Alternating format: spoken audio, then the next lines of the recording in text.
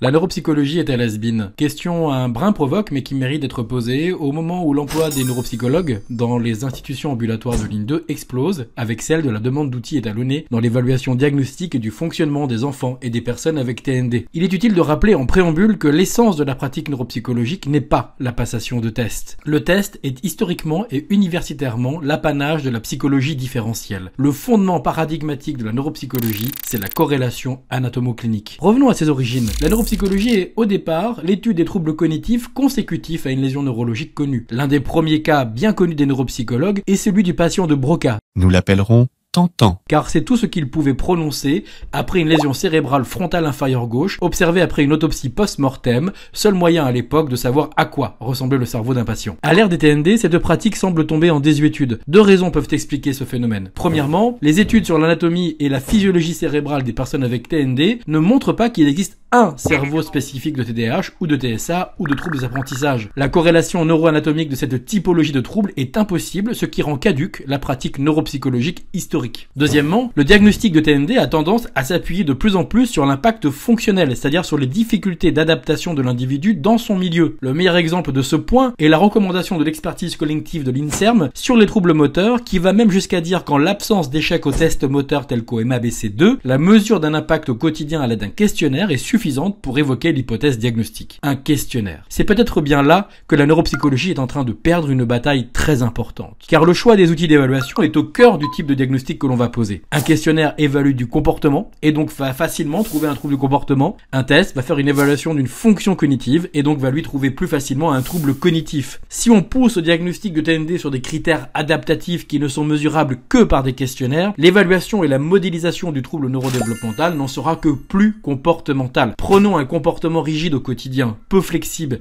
Est-il dû à une anxiété, à un manque de compréhension pragmatique de la situation ou bien à un trouble des fonctions exécutives? Seules des observations quotidiennes avec en plus des passations de tests en situation contrôlée permettront de faire un bon raisonnement différentiel de qualité. C'est pourquoi l'usage des tests garde une forte valeur heuristique, reste un enjeu clinique d'importance pour la compréhension du fonctionnement des personnes avec TND. À titre d'exemple, l'usage de la BRIF, questionnaire de fonctionnement exécutif, n'est pas bien corrélé au résultat des tests cognitifs à ces fonctions exécutives, alors que son usage est de plus en plus répandu au détriment des tests. Il est donc possible que l'évaluation des personnes avec TND soit de moins bonne qualité avec l'usage grandissant et parfois exclusif des questionnaires, mais ça, on vous en parle la semaine prochaine.